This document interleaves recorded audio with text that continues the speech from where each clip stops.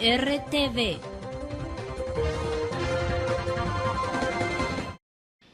Para mí es un honor, primero, estar acá en Asunción de Paraguay. Es un honor estar en la universidad y es un honor que me hayan invitado para que podamos dialogar en torno a distintos temas que están afectando al mundo. El día de hoy he preparado una exposición que se centra en torno a lo que esta mañana conversé y esta mañana expuse delante de los presidentes reunidos de Mercosur. Globalización y desglobalización. Y para comenzar esta exposición, quiero leerles un conjunto de citas de presidentes de las potencias más grandes del mundo, que muestran en el tiempo la complejidad en la que nos estamos encontrando hoy. Tengo en primer lugar la cita del presidente Bush del año 2003, Bush hijo, que dice: es vital para el éxito de nuestra economía. Las exportaciones equivalieron a aproximadamente una cuarta parte de nuestro crecimiento económico en la década de 1990. Y más tarde dice: los tratados de libre comercio arrojarán ventajas para todos y contribuirán a ampliar la estabilidad y la seguridad que solo puede venir de la libertad. Desde tiempos del presidente Reagan y Margaret Thatcher, a lo largo del mundo entero se propugnaba y se proclamaba las virtudes del libre comercio como generadores de riqueza, como generadores de bienestar, pero también como el único destino inevitable que le quedaba a la humanidad después de la caída de los países de Europa del Este. Años después, el año 2017, el presidente Donald Trump nos dice: hoy solo miramos el futuro. Desde este momento, una nueva visión gobernará nuestra tierra. Desde ese día solo será América primero. Cada decisión en comercio, impuestos, inmigración o asuntos exteriores tendrá el objetivo de defender a los ciudadanos y a los trabajadores estadounidenses. De las declaraciones del presidente Bush a las declaraciones del presidente Donald Trump apenas han pasado 14 años. Mientras el presidente Bush, George Bush, hijo, alababa las virtudes del libre mercado, depositaba en el libre mercado la prosperidad de su nación, la prosperidad del mundo, 14 años después, el presidente Donald Trump nos dice: América primero. No nos importa lo que pasa en el mundo, nos vamos a preocupar de los empleos de los norteamericanos, del trabajo de los norteamericanos y de la producción de los norteamericanos. En poco menos de una década y media de una alabanza radical al libre comercio, a los tratados de libre comercio, a la globalización imparable, indestructible, inevitable, un presidente de Estados Unidos nos viene a decir todo lo contrario. Ahora lo que cuenta es el proteccionismo. América es primero, los empleos de los norteamericanos en primer lugar. Y paradójicamente, aquellos que fueron derrotados por Bush, por Ronald Reagan, por Thatcher, ese modelo de economía centralizada y estatista que fue derrotado en los años 80, un representante de ellos, el presidente chino Xi Jinping, nos dice: tenemos que permanecer comprometidos con el desarrollo del libre comercio y la inversión para promover el comercio y la inversión, la liberalización y la facilitación del comercio a través de la apertura y decir no al proteccionismo. Las cosas parecen invertidas. Los que hace 20 o 30 años proclamaban el libre comercio como el destino de la humanidad, hoy nos dicen que el destino de la humanidad es la protección, el proteccionismo. Y los que hace 30 años propugnaban una economía centralizada y cerrada, hoy son los defensores del libre comercio. Paradójico. Ese es el mundo actual. Un mundo caótico, un mundo paradójico. Para explicar esta contradicción y esta paradoja del mundo contemporáneo, he hecho un pequeño resumen de lo que caracterizó desde los años fines de los 70, Reagan, Thatcher, hasta los años 2010, 2012, 2013, lo que caracterizó al mundo. En primer lugar, el consenso de Washington. Ustedes saben en qué consistía este consenso de Washington, que comenzó a regular la vida económica de América Latina, de Asia, de Europa, de África. En primer lugar, la liberalización del comercio. Firma de tratados de libre comercio por todos lados, libre movimiento de la inversión extranjera directa, procesos de privatización que transferían recursos públicos a sectores privados, desregulación laboral que reducían los derechos laborales de los trabajadores, que se había construido a lo largo de los años 30, 40 y 50, a lo largo de lo que se denominó el welfare state planetario, reducción del gasto público, tasas de interés del mercado. Sobre estas 5 o 6 variables del consenso de Washington, lo que se buscaba era un crecimiento ilimitado, reducción de la pobreza por goteo. Si hay más riqueza entre los ricos, de ahí va a caer a los pobres, y los pobres saldrán de la pobreza de situación de abandono precisamente por el gran desarrollo y el gran crecimiento de la riqueza de los más poderosos. Paralelamente, esto iba a traer la homogenización mundial. Todo el mundo iba a ser una sola esfera planetaria, donde la tecnología, los recursos y las oportunidades iban a quedar democratizadas absolutamente para todos. Era el fin de las ideologías, el fin de la historia, el fin de las fronteras.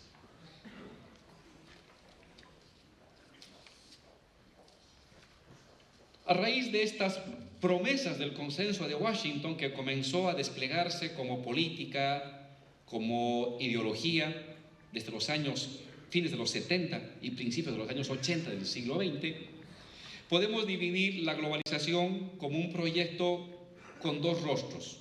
Un rostro económico, la globalización como proyecto económico,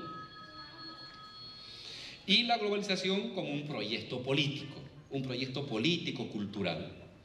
En lo económico, apertura a las fronteras, incremento de las tasas de ganancia. En lo político-cultural, expropiación de los recursos públicos, desdemocratización de la política, neutralización de las clases peligrosas y un tipo de imperialismo cultural. ¿Cuáles han sido los resultados de esta globalización desde fines de los años 70? En primer lugar, concentración geográfica de la riqueza.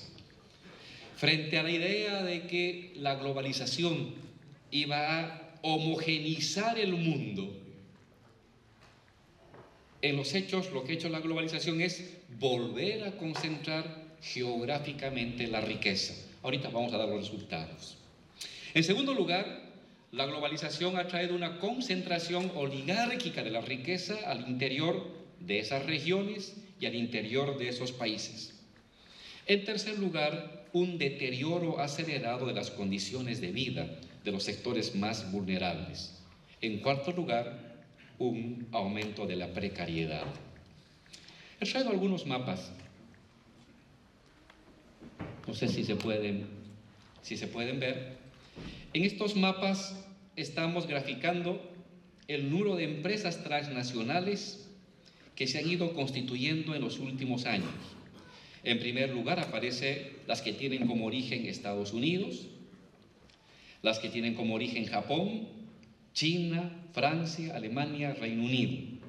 Y abajo, esos cubitos que aparecen abajo son India, Taiwán, Brasil, Rusia, y ya evidentemente no aparecemos ni Paraguay ni Bolivia en este escenario. ¿Qué muestra esto? En primer lugar, que ciertamente en tiempos de la globalización ha habido un crecimiento y una expansión de empresas transnacionalizadas. Pero este crecimiento y expansión no ha sido homogéneo, está territorialmente concentrado. Estados Unidos, Japón, China, Francia, Alemania, Reino Unido. El resto del mundo con muy baja o nula presencia en esta transnacionalización de las empresas productivas. El siguiente cuadro tiene que ver con el reparto de la riqueza. ¿Qué muestra este cuadro que parece una, pase por favor, que parece una copa de champán?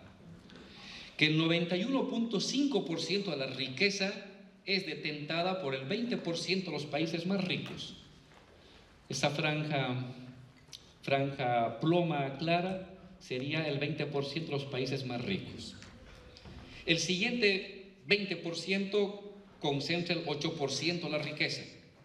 El tercer 20% de los países, el 1.3% de la riqueza. El siguiente 20%, el 0.3% de la riqueza. Y el último 20% de los países, apenas el 0.07% de la riqueza. Quiere decir que si uno agarra el 80% de los países del mundo, sumamos 0.07 más 0.4 más 1.3 más 6.7, es decir, estamos hablando de aproximadamente un 8.5%. El 80% de los países del mundo concentra el 8.5% de la riqueza, en tanto que el restante 20% de los países del mundo concentra el 91.5% de la riqueza mundial. No estamos ante una homogeneización de la distribución de la riqueza, sino ante una concentración territorial de esta riqueza. Estos son unos cuadros de Le Monde Diplomatique que hablan sobre dónde se invierten los capitales productivos. Allá donde vean esas bolas rojas más grandes, hay mayor inversión de capital productivo. Donde las bolitas son más pequeñitas, es menos monto, y donde no aparecen las bolitas, no hay inversión notable de capitales productivos. Si ustedes se fijan, la mayor cantidad de estas bolitas grandes están concentradas en Estados Unidos, Europa y parte de China. En menor tamaño Rusia, menor tamaño México, menor tamaño Canadá y Brasil. Y luego aparecen ya en cuarto, quinto lugar las bolitas más pequeñas en Chile, en Argentina, Venezuela, y se van a Arabia Saudita, Egipto, la India, Australia.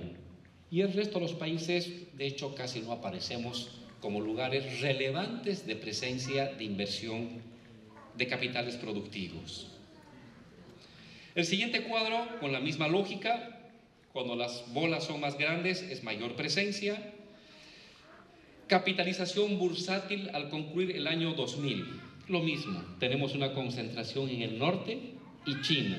El resto del mundo aparece como zonas irrelevantes de esta concentración de la capitalización bursátil. El siguiente cuadro habla del comercio mundial de mercancías. ¿Cómo está distribuido la importancia del comercio mundial de las mercancías? La gráfica está acá, esa roja, pero más visible, más visualizada allá. El que concentra el mayor comercio mundial de mercancías, no cabe duda, es Europa. En segundo lugar aparece China. En tercer lugar está Estados Unidos. Aparecen unos satélites, que sería Brasil, sería Sudáfrica, sería la parte de Rusia. Y el resto del mundo, por supuesto que hay comercio mundial, pero un comercio mundial irrelevante a la hora de la contabilización de las cifras y de las toneladas que se distribuyen. El siguiente cuadro es una comparación entre el tamaño de la población, la bola roja, con el la población, que es la bola verde, y el Producto Nacional Bruto, que es la bola roja. Estados Unidos, población pequeña, la verde en Estados Unidos, con un elevado Producto Interno Bruto. Lo mismo Europa, población mediana con un elevado Producto Interno Bruto. China al revés, elevada población, esa pelota verde, con un Producto Interno Bruto mucho más pequeño. Japón a la inversa, América Latina acá. Es decir, esta relación entre población y riqueza claramente se ve favorecida hacia los países del norte y claramente desfavorecida hacia los otros países. África, por ejemplo, gran población respecto a un Producto Nacional Bruto demasiado pequeño.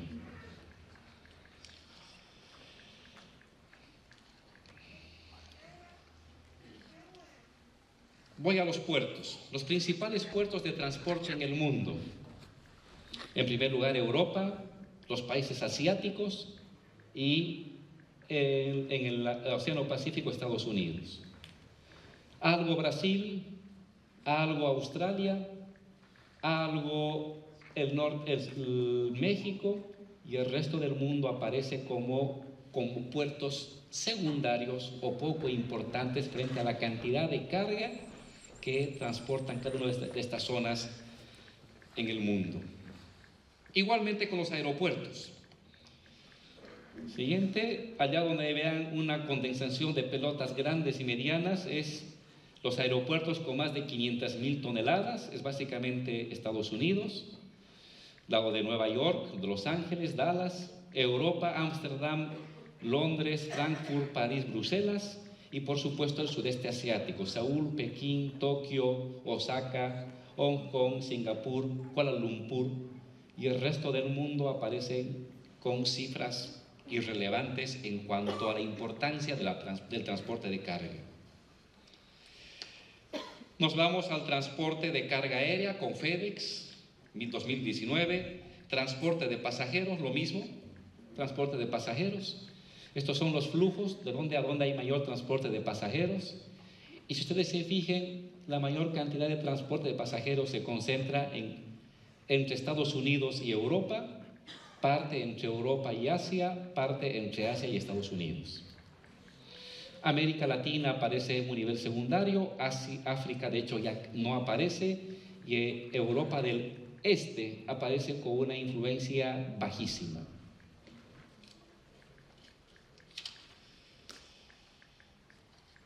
El siguiente cuadro es revelador de cómo representa la juventud de 18 países la importancia de los países en el mundo.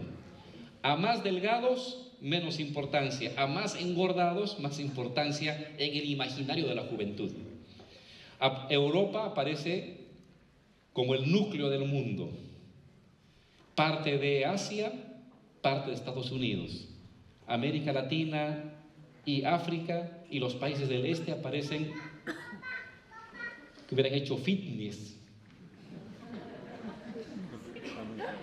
Es una representación del imaginario de la juventud respecto a la importancia de oportunidades que presentan los distintos países.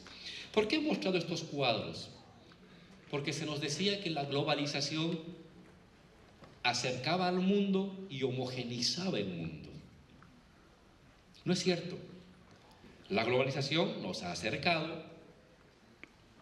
Productos pueden ir de un lugar a otro de una manera mucho más rápida, más fácil, pero la concentración de la importancia de los países, del comercio, de la inversión y de la producción sigue jerarquizada geográficamente. La globalización no es una mesa plana. La globalización es una topografía compleja con países muy altos y que concentran mucho, y países de hecho irrelevantes para el curso de la economía mundial. El siguiente cuadro muestra la desigualdad de los ingresos en tiempos de globalización entre el año 1988 y 2011. Este es un cuadro de Oxfam que uno lo puede bajar del internet. Crecimiento de los ingresos por deciles. Los más pobres es el 1, los más ricos es el 10. ¿Cómo han crecido sus ingresos entre el año 1988 y 2011? Los más ricos han tenido un crecimiento exponencial de sus ingresos, está allí. Y los más pobres, un crecimiento, ya no existe ni siquiera la palabra de crecimiento aritmético, sino un crecimiento tortuguesco, digámoslo así. Siguiente, por favor. Este es un cuadro también de Oxfam que muestra cómo el 1% más rico ha ido incrementando su riqueza en los últimos años respecto al 99% más pobre. Entre el año 2010 y el año 2016, siguiente. La línea verde es el 99% más pobre, la línea roja es el 1% más rico. El 1% más rico ha incrementado del 44 al 50% su participación en la riqueza en apenas 5 años, en tanto que el resto del 99% de la población ha caído del 56% al casi 50% de su participación en los ingresos del mundo. Es decir, la globalización también tiene una cara de profunda desigualdad. Siguiente, por favor. Subsiguiente también. Siguiente. Siguiente. Tengo unos cuadros del profesor Piketty que sacó en su libro El capital del siglo XXI. Simplemente quiero quedarme con uno de estos cuadros. Los paso. Me quedo con la clase media. Siguiente. Me quedo con este.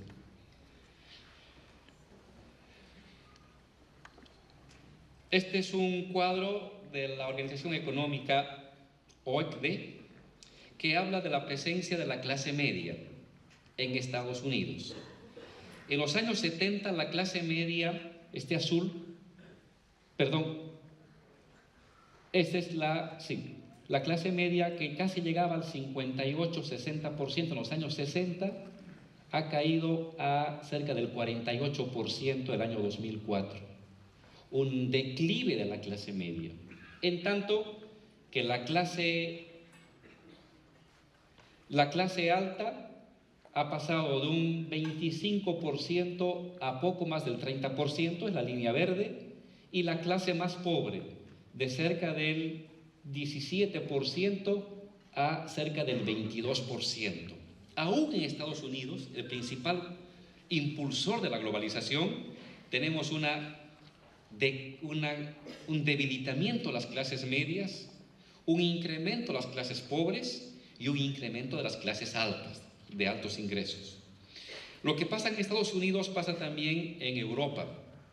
Este es un cuadro que muestra, en el caso de Alemania, retroceda la franja naranja, la franja roja es Canadá, Estados Unidos es la verde, que la hemos estudiado, y promedio del G7 es la azul.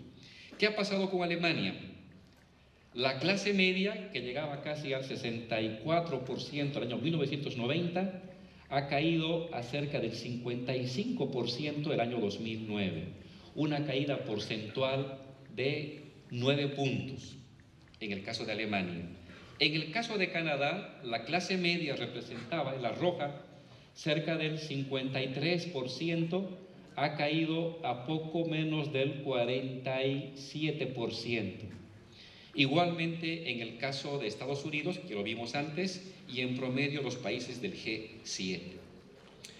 En su conjunto, La globalización ha traído desarrollo de tecnología, apertura de mercados, cercanía entre las poblaciones del mundo, mayor comercio, por supuesto, pero paralelamente la globalización ha traído concentración territorial de la riqueza, descenso de las clases medias y elevada concentración de la riqueza en pocas manos. ¿Qué está pasando a partir de los últimos años? Hay un nuevo concepto que se está manejando, que es el de la desglobalización.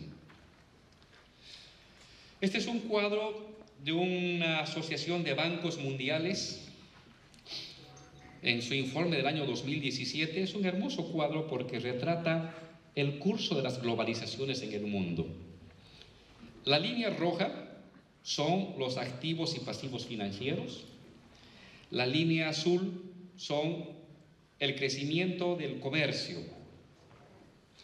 Y entonces te muestra cómo los activos y pasivos financieros entre los años 1835 y 55 se mantuvieron casi lineales. Entre el año 1855 hasta los años 30 fue la primera globalización. Vean el incremento de los activos y pasivos financieros, que llegan casi hasta un 85% del Producto Interno Bruto. Luego viene la crisis de los años 30, viene el estado de bienestar, el welfare state en Europa, en Estados Unidos, y hay un declive del papel de los activos financieros. Cae entre los años 35, 38 hasta los años 75, 78. Y a partir del año 75, 78, una disparada, un crecimiento exponencial. Fíjense, llegan a representar casi, en relación al Producto Interno Bruto Mundial, casi un 400%. La globalización ha tenido etapas. El siglo XIX, proteccionismo, globalización. Siglo XX, después de la Segunda Guerra Mundial, otra vez proteccionismo, luego otra vez globalización y libre mercado. La línea azul acompaña el crecimiento del comercio mundial.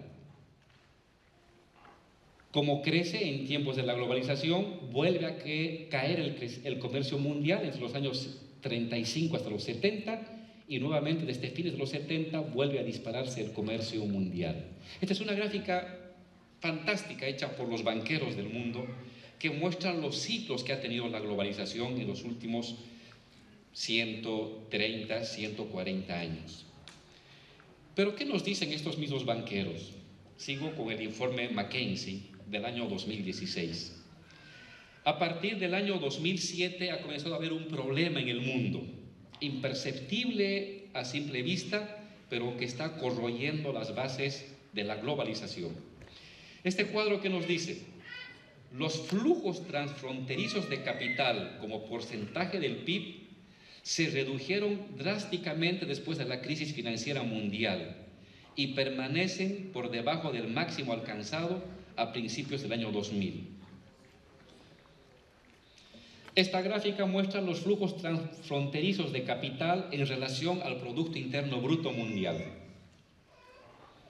En los años 80 al 5%, llega al 12% el 2001, llega al 20% el 2007, crisis, el año 2008, y una caída abrupta a representar ahora apenas el 2.6% respecto al Producto Interno Bruto Mundial. Respecto al promedio es la mitad. Respecto a los momentos de mayor crecimiento representa apenas el 20% y en algunos casos casi el 10%. Hay una ralentización de los flujos financieros transfronterizos en el mundo a raíz de la crisis del año 2008. Este es otro cuadro que refleja lo mismo, solamente que en columnas. Flujos de capitales transfronterizos. El año 2007 llegó a representar el 11.9 del Producto Interno Bruto Mundial. El 2015 cae al 4.9, menos de la mitad, y el 2016 llega al 3.4%. Es decir, la globalización financiera ha encontrado una especie de límite, tal vez temporal, tal vez estructural. Pero los años gloriosos de la globalización financiera, de los flujos transfronterizos de dinero que iban de un lugar a otro de manera local y descontrolada, se ha reducido a la tercera parte de lo que sucedía 10 años atrás o 12 años atrás. El siguiente cuadro es lo mismo, solamente que hecho por el mismo banco. Este es un cuadro bien bonito del Banco Mundial. Siguiente. La línea roja es el crecimiento del Producto Interno Bruto, la línea azul es el crecimiento del comercio.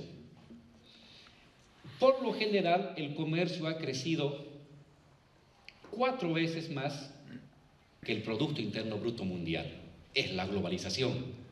Es decir, en la globalización hay 2 líderes, el comercio y los flujos financieros. Y hemos visto que los flujos financieros han entrado en declive, han caído a una tercera parte. ¿Qué ha pasado con el comercio?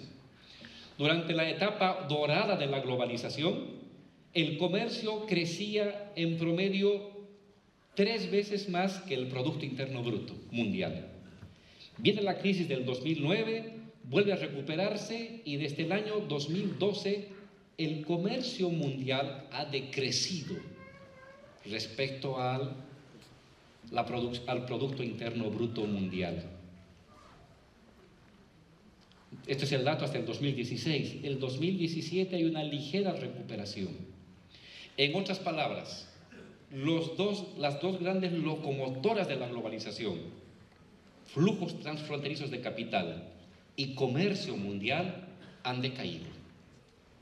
Ya no estamos en tasas de crecimiento del flujo transfronterizo y del comercio como lo venimos teniendo desde los años 90. Estos son datos objetivos, materiales. Hay a esto de lo que se llaman, los banqueros le llaman, un proceso de desglobalización. No es que la globalización ha desaparecido, sigue la globalización. Lo que pasa es de que uno de sus motores o 2 de sus motores han comenzado a ralentizarse, a debilitarse. Seguimos llamando por teléfono a cualquier parte del mundo, el comercio llega por internet de un lugar a otro, por supuesto. Pero el núcleo financiero y el núcleo comercial ha retrocedido en términos de globalización. Hay menos dinero en el mundo circulando de un país a otro. Sigue habiendo, pero ya no en el porcentaje que había antes. Sigue habiendo un gran comercio planetario y la gente sigue comprando mercancías de todas partes, sí. Pero ese comercio planetario ya no crece como antes. Crece muchísimo menos. A esos decrecimientos los banqueros le llaman desglobalización. Estos son los primeros síntomas objetivos de un proceso de desglobalización en la globalización. La corriente fundamental sigue siendo la globalización, pero dentro de ella han comenzado a surgir contracorrientes de desglobalización en los flujos financieros y en el comercio. Pero también tenemos otros datos de desglobalización. En primer lugar, Gran Bretaña se ha salido de la Unión Europea. Ha habido un referéndum, el Brexit, y la población mayoritariamente ha dicho: nos queremos salir de la Unión Europea. Se suponía que la Unión Europea, la articulación y la construcción de un mercado común, de una moneda común, casi de una estructura estatal común propia de la globalización. Y resulta que un país, el país de Margaret Thatcher, la que dijo que no había alternativa a la globalización, ese país le dice: oye, ya no voy con la globalización y me salgo. Es decir, me repliego a mis fronteras. Salirse de la Unión Europea es replegarte a tus fronteras, es decir, optar por medidas proteccionistas y ya no de libre comercio. En segundo lugar, gana el presidente Trump. ¿Y qué es lo que ha hecho en estos meses, en estos años? Lo han visto ustedes en los periódicos. Ha impuesto aranceles. Le ha impuesto aranceles a China en la importación de productos de acero, le ha puesto aranceles a México en la importación de productos de zinc.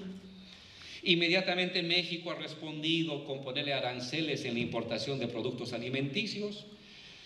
Luego le ha puesto aranceles a China en partes de repuestos de automóviles. China ha respondido colocándole aranceles, es decir, cada país está colocando fronteras. En esto sí libre comercio, en esto sí proteccionismo. Colocar aranceles es medidas proteccionistas. Libre comercio es cero aranceles. Colocar aranceles del 5, del 10, del 15, del 20% es colocar medidas de protección. Estados Unidos se ha convertido ahora en el abanderado del proteccionismo.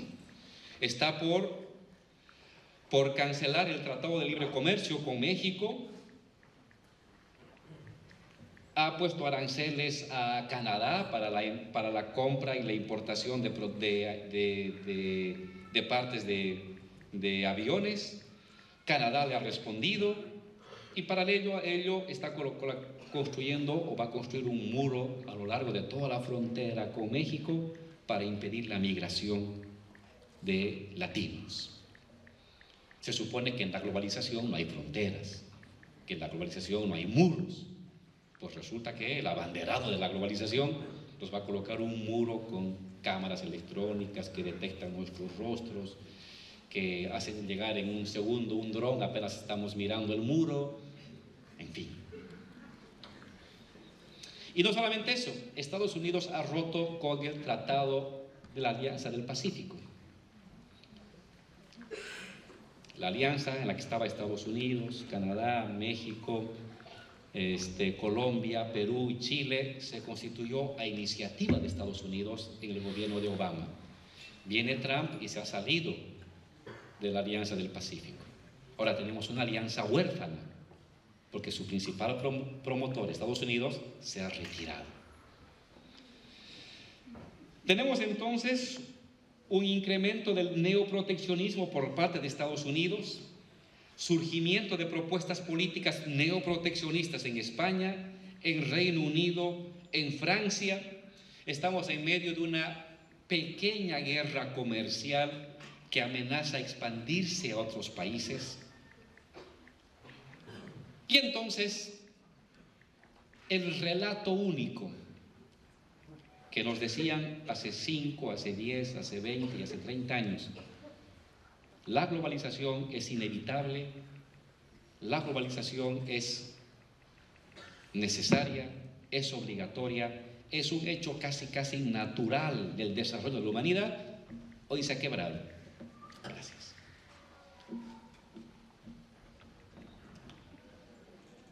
Y entonces, los globalizadores se han vuelto proteccionistas, los proteccionistas se han vuelto globalizadores. Los comunistas son los principales globalizadores ahora, China a la cabeza. Y los países más capitalistas ahora son los proteccionistas. ¿Quién entiende ese mundo? Pues así estamos. Así estamos. Y al suceder esta escisión del relato, estamos ante un derrumbe del proyecto político de la globalización. La globalización, dijimos, es una estructura económica y la globalización es una propuesta política. Como economía material tiene avances y contraavances. Globalización en cosas, tecnología, en fin. Desglobalización en comercio, desglobalización gradual en flujos financieros. Y en política, el que se nos decía, no hay otro camino, todos tenemos que ir en silencio y ordenadamente a la globalización, se rompe, porque ¿a quién vamos a hacer caso? ¿A Donald Trump o a Xi Jinping? ¿A quién? Donald Trump se supone que es el capitalismo más avanzado. Xi Jinping se supone que es un comunista. ¿Vamos a hacer caso a Merkel o vamos a hacer caso a Li Mei, en Inglaterra? ¿Quién? ¿Cuál es ahora el camino? Por lo general siempre los gobernantes, los políticos, se apegaban a un modelo. Ahora, ¿cuál es el modelo? El modelo es el libre mercado, pero esos son los comunistas. El modelo ahora entonces el proteccionismo, pero se supone que el proteccionismo nos hace daño. Y eso era del siglo XIX, del Parque Jurásico. Se ha roto el relato político de la globalización. Entonces es un mundo caótico. No hay un único norte. No hay un único destino de la humanidad. En medio de ese caos estructural, de esa anarquía planetaria, cada país, cada región está buscando cómo logra sobrevivir y sobreponerse e imponer sus intereses. En cierta medida, parece ser que comienza a perfilarse un modelo de economía ambiguo, mixto o anfibio. Libre comercio en ciertas cosas, proteccionismo en otras cosas. Pase, por favor. Y entonces, de ser así, estaríamos en un momento de transición. El ciclo de libre comercio del siglo XIX comenzó en 1850 y comenzó a decaer en los años 30. Surge, antes de la Segunda Guerra Mundial, el ciclo proteccionista.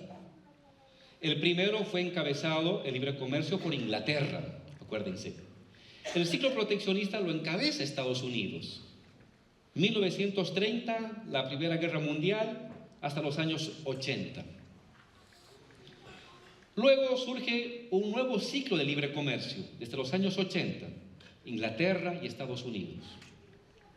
Y ahora pareciera ser que estamos o ante un nuevo ciclo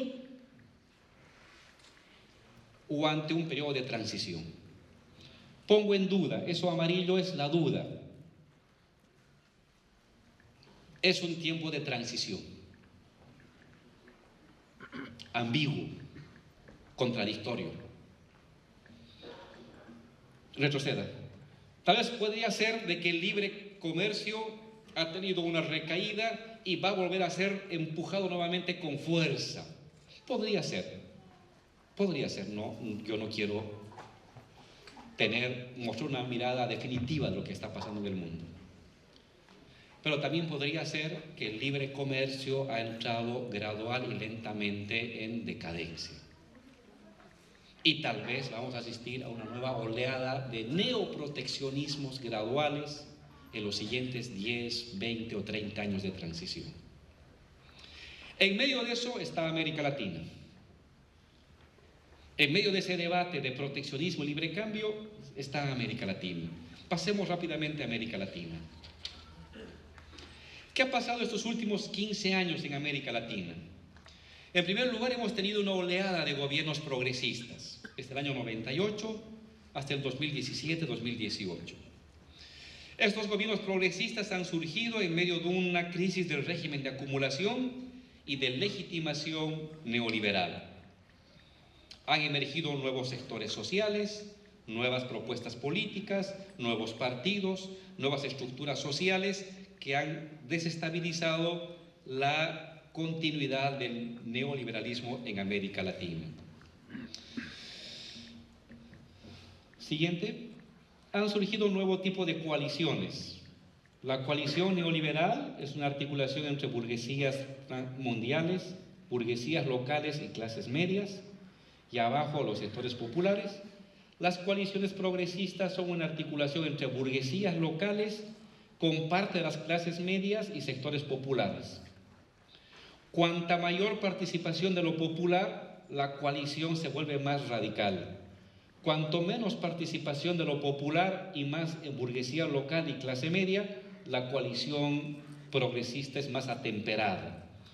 Cada país tiene su propia trayectoria, pero en el fondo se trata de bloques sociales diferentes. Mientras en la coalición neoliberal son las burguesías mundiales las que están a la cabeza, en las coaliciones progresistas son las burguesías locales o las clases medias las que por lo general se colocan a la cabeza de ese nuevo bloque de poder. Y dependiendo del papel de campesinos, urbanos, indígenas o pobladores, tenemos coaliciones más radicales o menos radicales. ¿Qué han hecho estos gobiernos progresistas en estos últimos 10, 13 años? Tomar medidas en economía, en política y en sociedad.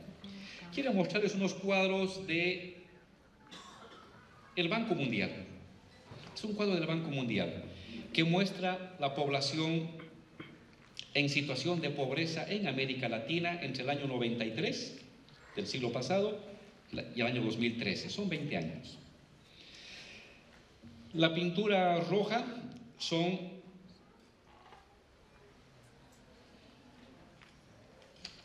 ya estoy ciego, che.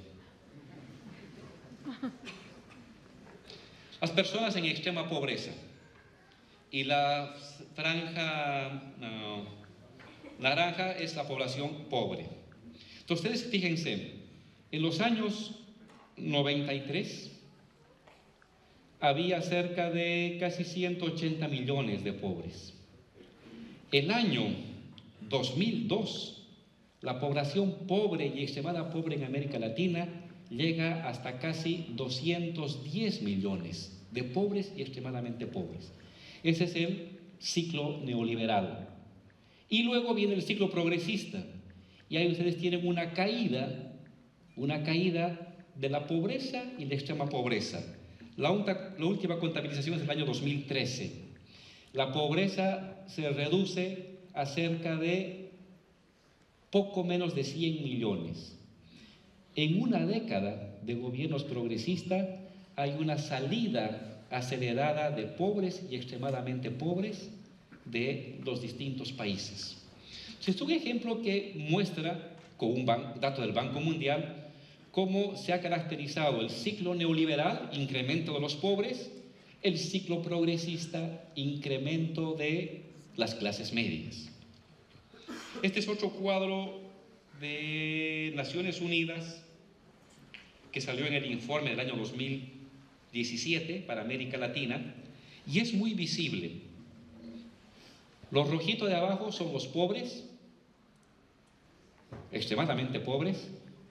Los amarillos son pobres, los azules son clase media y los de arriba son clase alta. Entonces es una pirámide. Este es el año 1993. Los del medio es el año 2002, toda la época neoliberal, entre esto y aquello. Fíjense, los pobres, los rojitos, se incrementan. De la extrema izquierda al centro se incrementan los rojos, es decir, se incrementa la extrema pobreza. Los amarillos también se incrementan, es decir, se incrementan los pobres. La clase media, los de azul, se mantienen estables y crecen los ricos. Ahora pasemos del año 2003 al 2013. Y fíjense, los rojitos disminuyen, los de abajo. Significa que los extremadamente pobres disminuyen. Los pobres de los amarillos se mantienen y crecen un poco. Y la clase media, lo azul, se multiplica, se duplica. Si alguien me pregunta, oye Álvaro, ¿qué significó los gobiernos progresistas para América Latina? Pues esto. La gráfica de Naciones Unidas. Incremento de las clases medias, reducción de la extrema pobreza e incremento de la clase media vulnerable, los amarillos. Bolivia tiene esta gráfica, siguiente, es esta más o menos así queda Bolivia. Pasen. Otro dato, este es un dato de Oxford University Press, 2015, Mark Wainsworth. ¿Qué datos nos da en base a Banco Mundial? No, siguiente. Entre el año 1960 y el 80, el crecimiento por persona de los ingresos fue en promedio 3.3.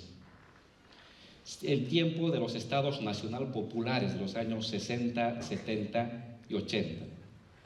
Entre el año 80 y 2000, tiempo neoliberal, el crecimiento del ingreso por persona se incrementa apenas el 0,4%. Y entre el año 2000 y 2014, el incremento del ingreso por persona en promedio anual se incrementa el 1,8%. Respecto al ciclo nacional popular es menos. Respecto al ciclo neoliberal, el incremento es de casi 4 veces el incremento per cápita. Pasen, por favor.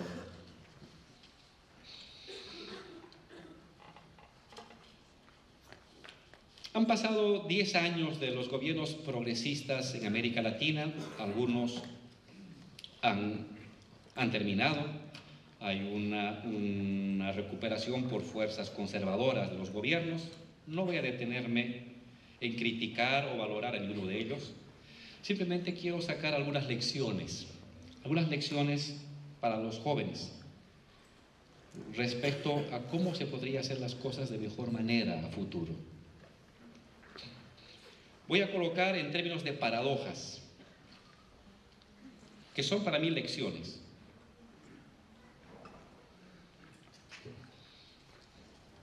¿Qué lecciones nos deja estos procesos?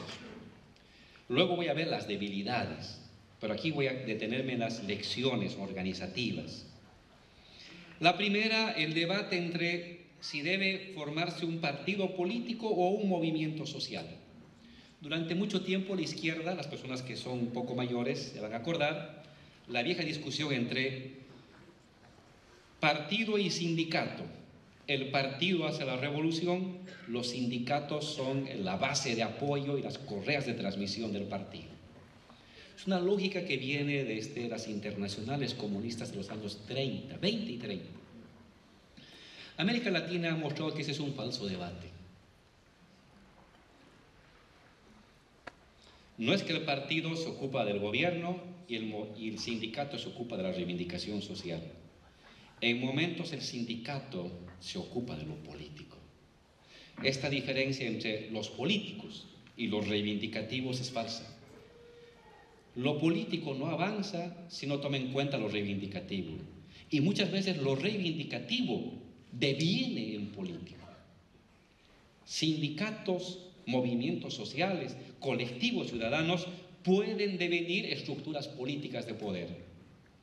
Y las estructuras políticas de poder, para afianzarse y tener base social, están obligados no solamente a tener una correa de transmisión, a fusionarse en parte con las propias estructuras sociales.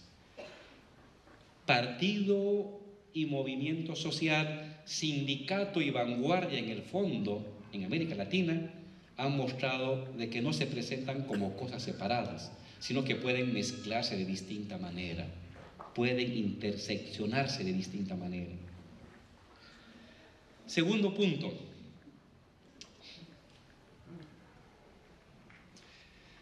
¿Se hace política desde el movimiento social sin contaminarse con el Estado, o hay que hacer política solo en el Estado porque ahí está la capacidad decisoria de la sociedad, y dejar de lado el movimiento social? Es un viejo debate que en la izquierda se tradujo en ese texto memorable del profesor, me olvidó su nombre, que escribió Cambiar el mundo sin tomar el poder. Holloway, el profesor John Holloway. Es un debate que se remonta hasta los tiempos de Lenin, incluso antes, a los tiempos de los socialistas utópicos del siglo XIX. Fuerzas de izquierda dicen, algunas, oye, meterse en el Estado es muy complicado, te degeneras, te burocratizas, no vale la pena la vía de la lucha por el Estado, y hay que replegarse entonces en el movimiento social, con la juventud, con el movimiento de mujeres, con los barrios, porque desde ahí hay que promover la verdadera transformación de la sociedad.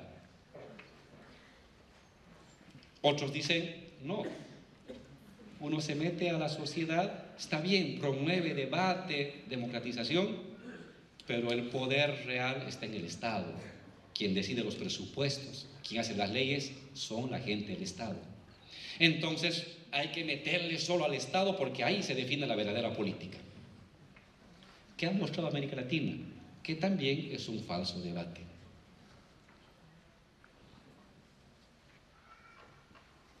La fuerza de una colectividad progresista radica en la sociedad civil.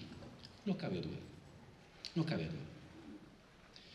Y si por características de la vida política accedes al poder, el caso de Venezuela, estás obligado para afianzarte crear movimientos desde la sociedad civil. Pero por lo general, la fuerza de transformación siempre está en la sociedad civil. Están en los jóvenes, están en los sindicatos, en el movimiento de campesinos, en el movimiento de pobladores urbanos, en el movimiento de los consumidores, en las asociaciones ciudadanas. Ahí está la fuerza de transformación. Pero esto, si no se concretiza también, no únicamente, en poder estatal, simplemente va a quedar como un testimonio de buena fe y de buena voluntad de cambio. Quienes dicen, no hay que tocar el Estado porque contamina, repleguémonos a nuestra comunidad de consumidores, a nuestra comunidad de artesanos, a nuestra comunidad sindical, para hacer el cambio desde ahí, están dejando el poder de Estado en manos de personas inescrupulosas que van a seguir definiendo los salarios, los impuestos, los presupuestos, las leyes. ¿Qué tienes que hacer? ¿Qué ha mostrado América Latina? Trabaja en los dos. Trabaja desde la sociedad civil, transforma desde la sociedad civil, pero también, y no únicamente, trabaja desde el Estado, de manera de pinza, desde la sociedad civil y desde el Estado para llevar adelante las transformaciones sociales. Solo el Estado, dejando la sociedad civil, te burocratizas. Solo la sociedad civil, dejando el Estado, eres un testimonio impotente de buena fe. ¿Dónde radica la fuerza? En la articulación de sociedad civil y de Estado, sin perder de vista que el núcleo de todo siempre tiene que ser la sociedad civil. Siempre. Pero con fuerza, con capacidad de intervención política desde el Estado. En cierta medida, es la sociedad civil la que tiene que crear Estado. Democratizar es crear estructuras de decisión estatal desde la sociedad civil.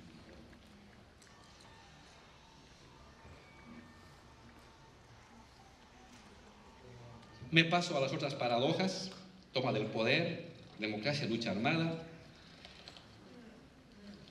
Me paso a la base social y radiación nacional. Para llegar a ser gobierno, una coalición progresista, popular, siempre tiene un núcleo duro.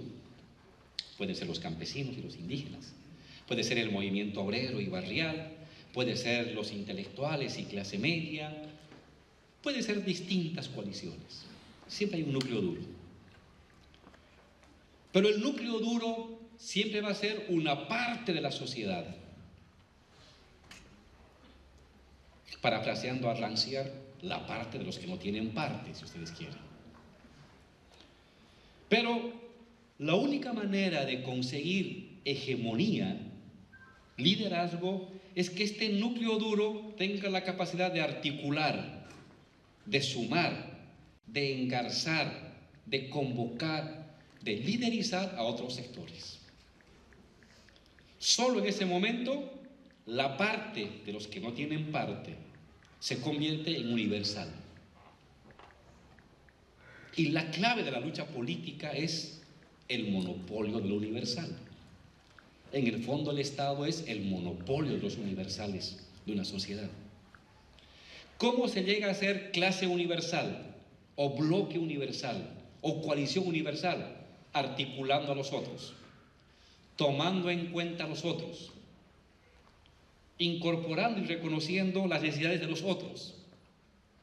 En ese momento, la parte, el núcleo duro, se vuelve núcleo dirigente y por lo tanto se vuelve clase universal. La pelea por el Estado es la pelea por la conversión en bloque universal, en clase universal, en coalición universal. Es decir, irradiante, es decir, unificadora.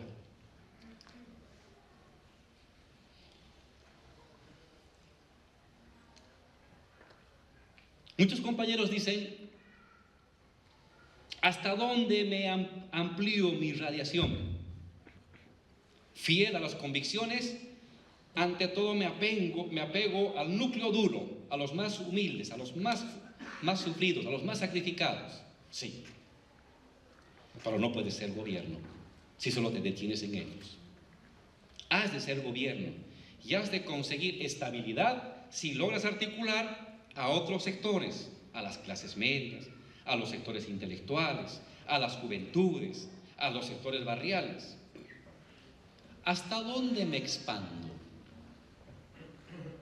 ¿Hasta dónde? ¿También los empresarios? ¿También las transnacionales? ¿Hasta dónde hay que ampliar la irradiación? Si me contraigo, soy fiel a lo popular, pero no tengo capacidad de articulación ni tengo hegemonía. Si me irradio demasiado, de tan hegemónico que soy, al final he perdido mi identidad porque ya nomás me ando en salones con los empresarios. ¿Hasta dónde tengo que jalar? Una coalición progresista tiene que saber medir eso. Es una tensión, no hay una fórmula, no hay un algoritmo, como ahora todos son algoritmos en el mundo para decir con quién hablas, a quién mandas tus WhatsApps, para saber tus gustos. No hay un algoritmo para el revolucionario para decir cuál es la medida. Es la práctica. En momentos tienes que condensarte, en momentos tienes que irradiarte, pero en esta irradiación siempre ten cuidado con el bloque del otro lado. Si no lo tomas en cuenta, se va a potenciar, se va a reforzar y te va a golpear. Si lo tomas en cuenta demasiado, se te va a infiltrar y al final vas a comenzar a hacer cosas que jamás habías pensado. Fiel al núcleo duro, preocupación por la irradiación hegemónica y capacidad de incorporar al adversario, pero derrotado, no unificado. En ese sentido, la experiencia que yo veo para América Latina, para no cometer errores, es Gramsci irradia, construye hegemonía, Lenin derrota a tu adversario, desorganiza a tu adversario, y otra vez Gramsci incorpora desorganizado a tu adversario. Si lo incorporas organizado a tu adversario, él te va a derrotar por adentro. Si lo dejas a tu adversario ahí, él se va a colocar como coalición de contraposición a la tuya. Hegemonía real, orgánica, con el bloque popular, hegemonía leninista, digámoslo así, con los sectores opositores. Por último, en estas hay todavía más. Ideología y sentido común. Conversamos hace un rato antes de entrar a este hermoso Paraninfo con el vicerrector y con el decano de filosofía respecto a cómo había sucedido en Bolivia. En Bolivia la victoria electoral fue como un rayo en cielo despejado. Aparentemente sí, pero no fue así. Un verdadero proceso de transformación, en primer lugar, se gana en el cerebro de las personas. Previo a una transformación política electoral, siempre hay una transformación cultural ideológica, que luego se traduce en victoria política.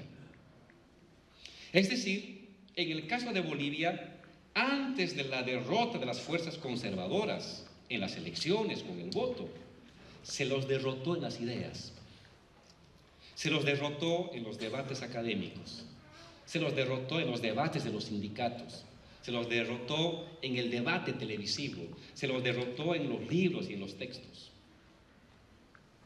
Se los derrotó ahí. La fuerza neoliberal fue derrotada previamente culturalmente.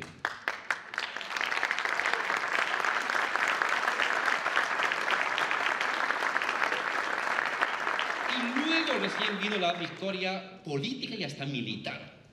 Pero no es al revés. Muchas veces la derrota cultural puede tardar décadas. A veces se concentra, la historia se acelera y se comprime, y las victorias culturales se las logra en 1, 2, 3, 4, 5 años. Nadie puede prever eso. Eso es algo impredecible. No depende ya de la voluntad humana. Pero está claro que previamente se tiene que hacer un trabajo de largo y de corto aliento, intenso y ramificado, de esta derrota cultural. Es decir, sentido común. En el fondo, la lucha política es una lucha por el monopolio del sentido común de una sociedad.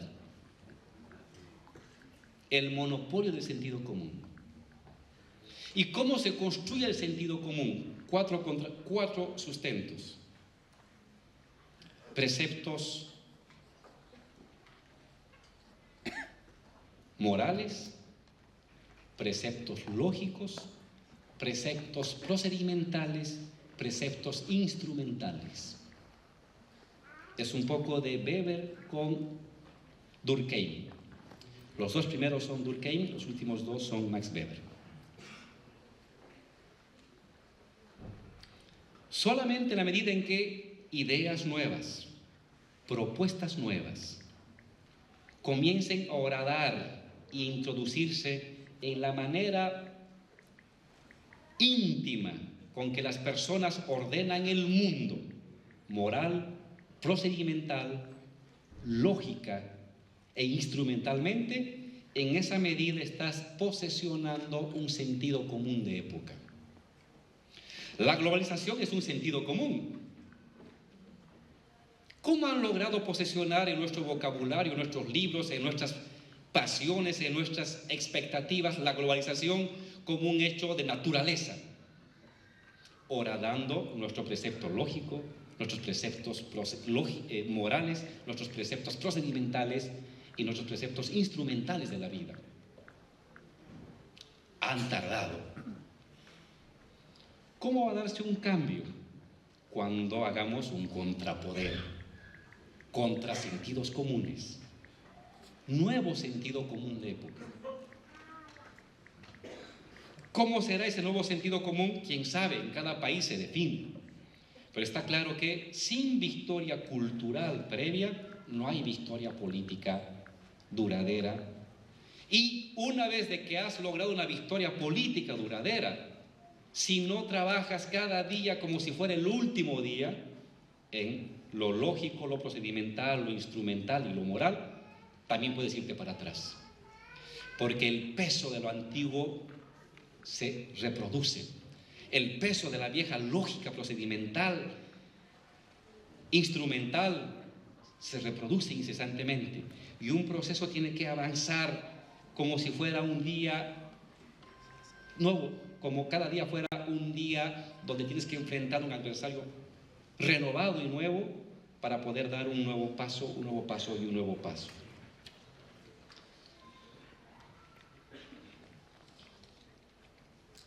Voy a dejar estas paradojas para pasarme rápidamente a algunas debilidades de los procesos progresistas. Otra de las paradojas era madre tierra, necesidades materiales, universalismo, corporativismo social. Pero los podemos dejar para concentrarnos ahora en las debilidades. Algunas cosas hemos hecho mal, si no, no estaríamos donde estamos. Si todo hubiéramos hecho bien, no estaríamos hablando de un retroceso, de un reflujo de los gobiernos progresistas. Algunas cosas hemos hecho mal. Yo me voy a detener en seis aspectos, en 5, que toda nueva iniciativa política a futuro, de aquí a 1 año, a 10, a 20, a 100 años, debería tomar en cuenta. ¿Qué hemos aprendido nosotros? La economía como núcleo decisivo. Una gestión de gobierno progresista de izquierda tiene que tener una buena gestión económica. No basta el impulso, no basta la voluntad, no basta la adhesión emotiva, política, ideológica para las victorias. Eso ayuda, eso suple y es una fuerza política que puede derrotar adversidades materiales y económicas por un tiempo. Pero la gente no se moviliza ininterrumpidamente. Después del tiempo heroico, Gramsci llamaba el tiempo de la catarsis, el tiempo de lo universal, donde uno pelea por todos, la gente se repliega a los 6 meses, al año, a los 2 años, a los 3, se repliega a su cotidiano, se repliega al vivir. ¿Dónde está mi bebé? Si ha comido o no ha comido, la deuda de la casa, el colegio, la colegiatura de los jóvenes, lo cotidiano. Así es la vida. Y si tú no has resuelto problemas de lo cotidiano, no has de durar mucho. Es un gobierno progresista que siempre se sostiene sobre el ímpetu y la emotividad y la mística del inicio de lo nuevo, no puede sostenerse ininterrumpidamente solamente en la mística. Tiene que sostenerse en una buena gestión económica. ¿Qué es una buena gestión económica? Crecimiento, redistribución, inclusión. Parece una fórmula imposible. Por lo general se crece sin distribuir o se distribuye sin crecer. ¿Cómo encontrar este equilibrio entre crecer económicamente, distribuir la riqueza entre los más necesitados e incluir socialmente a la gente en la toma de decisiones? Es complicadísimo. Yo lo menciono fácil. En verdad es lo más difícil en la gestión de gobierno. Pero la clave, lo que uno no puede perder de vista es la economía. La economía siempre está en el puesto de mando. No se olviden lo que decía Lenin, la política es economía concentrada. La economía es un tema decisivo para crear un sentido común, pero para darle continuidad a un proceso. Segunda lectura. Bueno, algunos compañeros y países que han dejado de lado la economía y que han tomado malas decisiones en la economía, a la larga eso les ha costado el gobierno.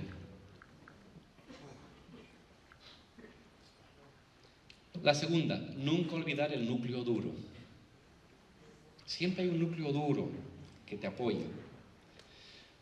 Está bien, como gobierno tienes que pensar en todos, pero siempre en cada decisión pregúntate la posición del núcleo duro. Tienes que hablar con las clases medias, tienes que hablar con las clases altas, tienes que hablar con todo el mundo, pero siempre tomando el punto de vista del núcleo duro popular. Cuando crees de que es posible temporalmente apegarte un poco a las clases altas para que inviertan, para que generen empleo, afectando a tu núcleo duro, que es un poco lo que pasó en Brasil. Tu núcleo duro te deja y las clases altas te dejan y al final te caes. Siempre el núcleo duro. Toma en cuenta a todos, pero siempre el núcleo duro. Nunca lo dejes de lado. Hay que convencer, pero también hay que derrotar. En democracia se convence, pero también se derrota. Convencer, Gramsci; derrotar, Lenin. Un proceso revolucionario es una suma permanente de convencer y derrotar, es decir, Gramsci y Lenin, Gramsci y Lenin, Gramsci y Lenin, hasta el infinito.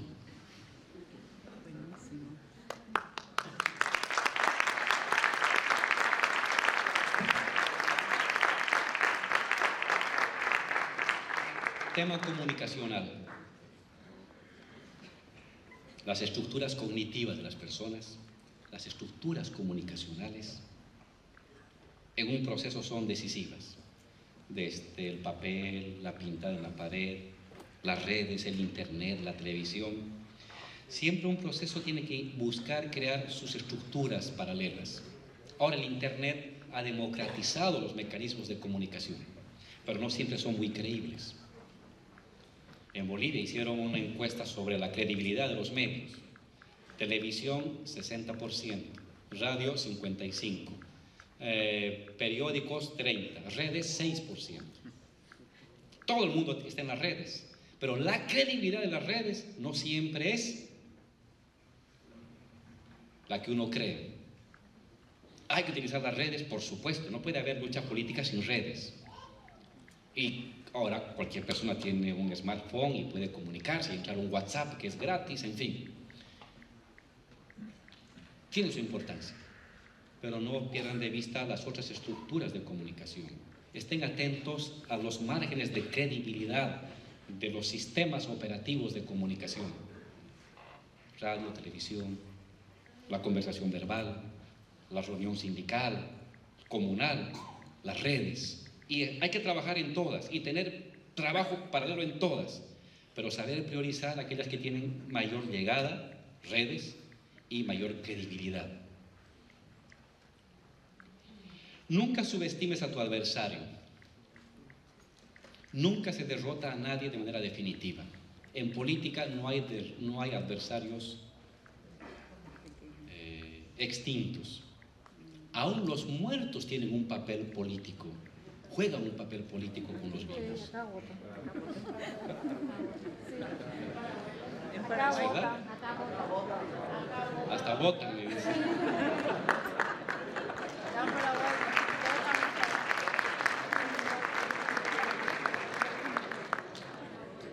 No hay adversario débil ni adversario aniquilado. Siempre el adversario está ahí. Está bien que tenga sus estrategias de neutralización, de debilitamiento, pero nunca lo subestimes. Nunca subestimes a un adversario. Siempre avanza con optimismo, pero preocupándote de la situación de tu adversario.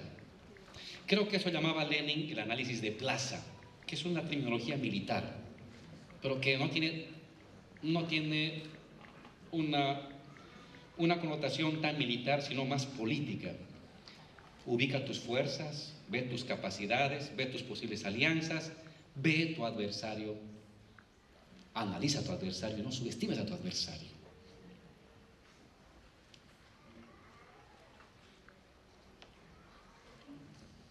¿Qué está pasando en América Latina?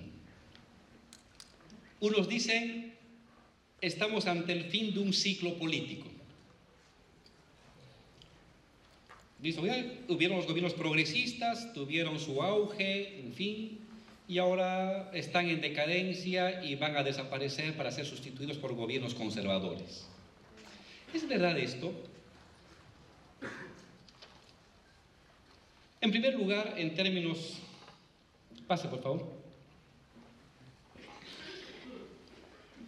Tiempo de las dictaduras, tiempo del neoliberalismo, tiempo del progresismo, y ahora se ha abierto una etapa incierta. Continúa el progresismo, regresamos al neoliberalismo, ¿qué va a venir? Así como en el mundo es una etapa de incertidumbre, globalización, libre comercio, desglobalización, no se sabe lo que va a suceder en el mundo, en América Latina tampoco. Evidentemente hay unos problemas en los gobiernos progresistas. Anoté aquí un elemento que quiero recuperar, el tema de la ética. Una clave para un gobierno progresista es el tema de la ética. No es un tema de moralismo, es un tema de voluntad y demostración de una nueva forma de hacer política. Algo que ha hecho daño a los gobiernos progresistas, a algunos gobiernos progresistas, en mayor medida que otros, ha sido las críticas o las demostraciones de un mal manejo, de un manejo patrimonial de la cosa pública. Siempre hemos criticado a los gobiernos conservadores de que usan el dinero público como si fuera parte de su hacienda, de su empresa. Pues un gobierno progresista, líder progresista, una coalición progresista, no solamente tiene que decir vamos a construir un nuevo país, no tiene que mostrar que está construyendo un nuevo país. No se puede ser tolerante con la corrupción.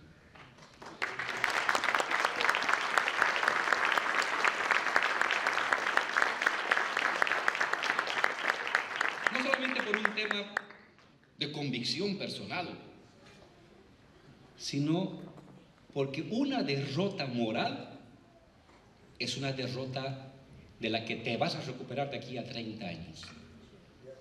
Puedes perder elecciones, puedes cometer un error en economía, puedes cometer un error en la decisión política, está bien. Pero si te enlodas con temas de corrupción, toda tu generación está arruinada. No te recuperas. Porque es una derrota moral. Es una derrota en lo más profundo de la convicción de la gente. Eso no se corrige.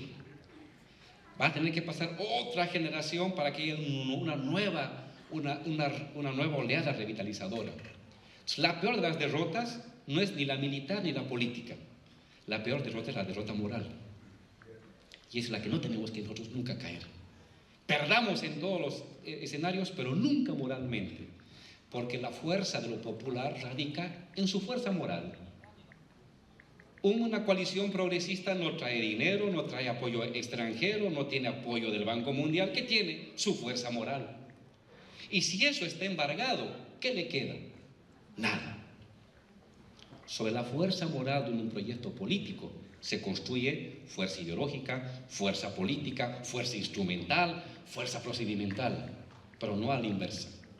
Por eso la clave decisiva en cualquier proyecto progresista es cuidar con mucho esmero, dedicación personalizada, deshacerte. Si la mano se ha infectado, córtala la mano. Si el pie está infectado, córtala.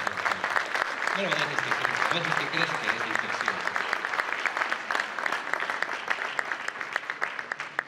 Entonces, así como el mundo está en una paradoja que no sabemos si va a haber globalización, desglobalización, proteccionismo, libre cambio, América Latina está igualmente en una encrucijada.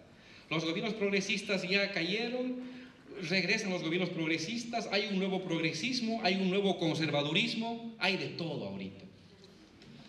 En todo caso, cuando alguien dice fin del ciclo progresista, critico esto porque en filosofía esa es una mirada teleológica, que ya no depende de las personas, sino que depende de un hecho natural independientemente de las personas. Le quita al ser humano la voluntad de hacer, la voluntad de transformar. Y me opongo a esa mirada teleológica de la historia.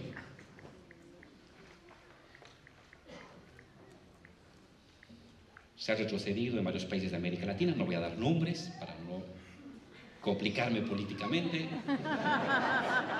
Ustedes me entenderán, pero a quién me refiero. Se ha retrocedido, sí.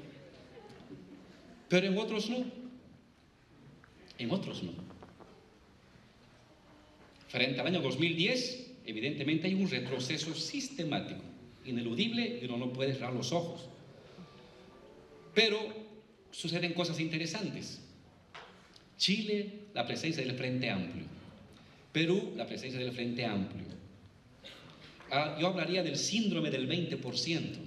Y ahora Colombia. Nunca la izquierda fue importante en Colombia. No ha ganado las elecciones, cierto. Ha sacado el 45% o 44%, cierto. Pero el 55%, el 48% no ha votado. No ha votado el 48%. Hay un espacio para construir hegemonía a mediano plazo. Podemos, 20% en España. Frente Amplio, 20% en Perú. Frente Amplio, 20%, 21, 22% en Chile. En lugares donde antes no había una izquierda organizada. Habla de un hecho importante. ¿No ganaron las elecciones? Sí, no ganaron las elecciones.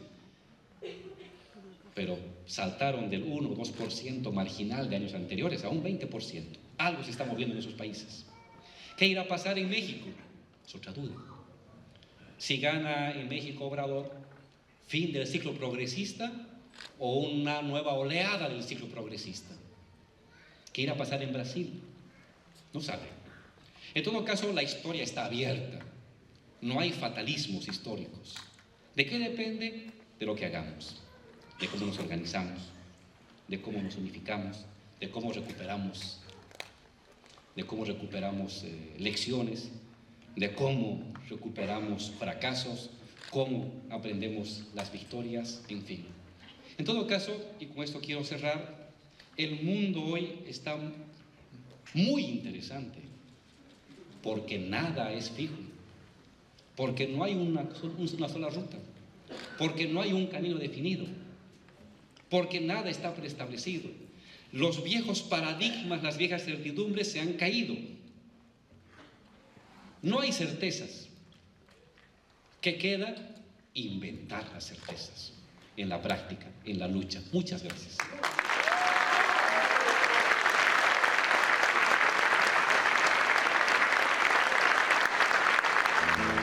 Visítanos en Twitter, @RTV Nuevo PY, Facebook, www.facebook.com/Radio TV Nuevo Paraguay o en la web www.radiotvnuevoparaguay.com. RTV. Hacia el nuevo Paraguay. Crece desde el pie, musiquita, crece desde el pie.